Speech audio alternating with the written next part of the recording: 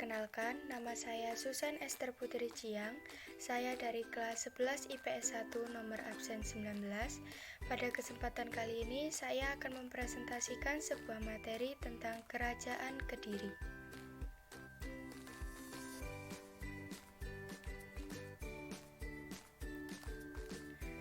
Pertama-tama, saya akan membahas tentang sejarah Kerajaan Kediri. Kerajaan Kediri atau Kerajaan Panjalu merupakan salah satu kerajaan bercorak Hindu-Buddha di Nusantara yang terletak di Jawa Timur. Sejarah Kerajaan Kediri ini masih terkait dengan Kerajaan Kahuripan dan dinasti Mataram kuno, juga Kerajaan Jenggala. Kahuripan yang dipimpin oleh Raja Airlangga pada 1009 sampai 1042 Masehi adalah kerajaan turunan dinasti Mataram kuno periode Jawa Timur. Tamatnya Kerajaan Kahuripan yang berpusat di sekitar Sidoarjo inilah yang menjadi awal riwayat dua kerajaan baru, yakni Kerajaan Jenggala dan Kerajaan Kediri. Kerajaan Kediri berdiri pada abad ke-11 atau lebih tepatnya pada 1045 Masehi, dengan Sri Samarawwijaya sebagai raja pertamanya. Selama hampir 2 abad berkuasa, kerajaan ini mencapai puncak kejayaan pada masa pemerintahan Raja Jayabaya.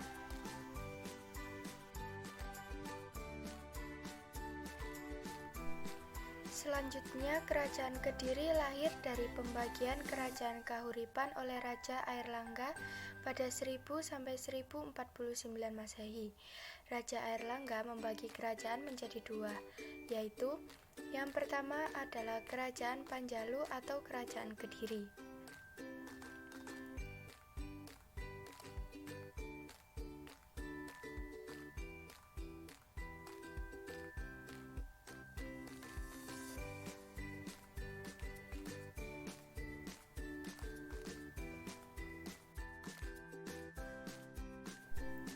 Yang kedua, Kerajaan Jenggala. Selanjutnya, saya akan membahas tentang letak geografis Kerajaan Kediri. Kerajaan Kediri atau Kerajaan Panjalu adalah sebuah kerajaan besar yang terletak di daerah Jawa Timur yang berdiri pada abad ke-11 yang terdapat di Jawa Timur antara tahun 1042 sampai 1222 Masehi. Kerajaan ini berpusat di kota Daha yang terletak di sekitar kota Kediri sekarang. Kerajaan ini merupakan bagian dari Kerajaan Mataram kuno. Pusat kerajaannya terletak di tepi Sungai Brantas yang pada masa itu telah menjadi jalur pelayaran yang ramai. Selanjutnya, raja-raja yang pernah menduduki Kerajaan Kediri yaitu 1. Raja Sri Samarawwijaya pada 1045 Masehi. Yang kedua ada Raja Jayawarsa pada 1104 sampai 1115 Masehi. Yang ketiga ada Raja Bhameswara pada 1116 sampai 1135 Masehi. Yang keempat ada Raja Jayabaya pada 1135 sampai 1159 Masehi. Yang kelima ada Raja Sarweswara pada 1159 sampai 1170 Masehi.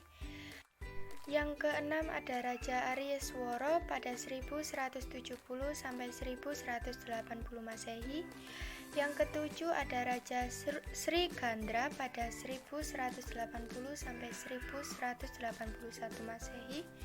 Yang kedelapan ada Raja Sri Kameswara pada 1190 sampai 1200 Masehi. Yang kesembilan ada Raja Sri Kertajaya pada 1200 sampai 1222 Masehi. Selanjutnya saya akan membahas tentang kejayaan, kelemahan, dan keruntuhan Kerajaan Kediri jika dilihat dari bidang politik, ekonomi, dan pertahanan. Pada masa kejayaan, wilayah Kerajaan Kediri dapat meliputi seluruh Jawa dan beberapa pulau di Nusantara, bahkan sampai mengalahkan pengaruh Kerajaan Sriwijaya di Sumatera. Pada tahun 1178 Masehi, masa itu di Jawa, Kerajaan Kediri disebut negeri paling kaya setelah negeri Cina dan negeri Arab. Kelemahan kerajaan Kediri yang pertama ada terdesaknya kerajaan sebagai akibat munculnya kerajaan yang lebih besar dan lebih kuat. 2. Tidak ada peralihan kepemimpinan atau kaderisasi seperti yang terjadi pada zaman Majapahit. Yang ketiga, berlangsungnya perang saudara yang justru melemahkan kekuasaan kerajaan seperti yang terjadi pada kerajaan Syailendra dan Majapahit. 4. Banyak daerah yang melepaskan diri akibat lemahnya pengawasan pemerintah pusat dan raja-raja bawahan membangun sebuah kerajaan yang merdeka serta tidak terikat oleh pemerintah pusat. Yang kelima, kemunduran ekonomi perdagangan akibat kelemahan pemerintah pusat. Masalah perekonomian dan perdagangan diambil alih oleh para pedagang Melayu dan Islam. Yang keenam, tersiarnya agama dan budaya Islam yang mudah diterima para adipati di daerah pesisir. Pada raja terakhir Kediri adalah Raja Kertajaya yang memerintah tahun 1200 hingga 1222 Masehi. Pada tahun 1222 dia terpaksa menyerahkan tahtanya kepada Ken Arok akibat kekalahannya dalam pertempuran Ganter. Kekalahan ini menandai berakhirnya era Kediri dan dimulainya era Singosari. Ken Arok mendirikan kerajaan baru yaitu Kerajaan Singosari dan memulai sebuah dinasti baru yaitu dinasti Rajasa. Berdasarkan hasil penelitian dari prasasti-prasasti yang ditemukan, ada 7 macam lencana yang dipakai oleh Raja Kediri. Antara lain, yang pertama ada Garut Muka Lancana, lencana yang bergambar burung Garuda. Yang kedua ada Pamecwara Lancana, lencana yang memiliki tanda tengkorak menggigit bulan sabit. Yang ketiga ada Jayabaya Lencana, lencana yang bergambar satu avatar Dewa Wisnu. Yang keempat ada Sarwewara Lancana. Yang kelima ada Aryeswara Lencana atau lencana yang bergambar Ganesha. Yang keenam ada Kamecwara Lencana, lencana yang bergambar kerang bersayap. Yang ketujuh ada Jrangga Lancana. Kebudayaan Kerajaan Kediri. Pada zaman kekuasaan Kerajaan Kediri, kebudayaan berkembang pesat, terutama pada bidang sastra. Hasil-hasil sastra pada zaman Kerajaan Kediri diantaranya 1. Krisnayana, diperkirakan berasal dari pemerintahan Raja Jayawarsa. 2.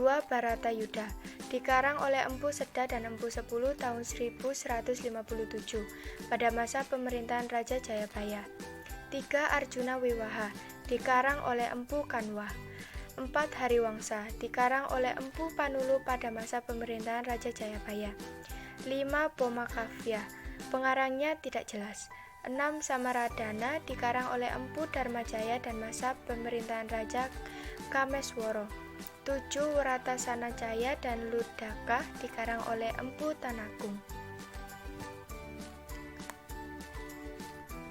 Sekian presentasi yang dapat saya sampaikan pada kesempatan kali ini. Saya ucapkan terima kasih.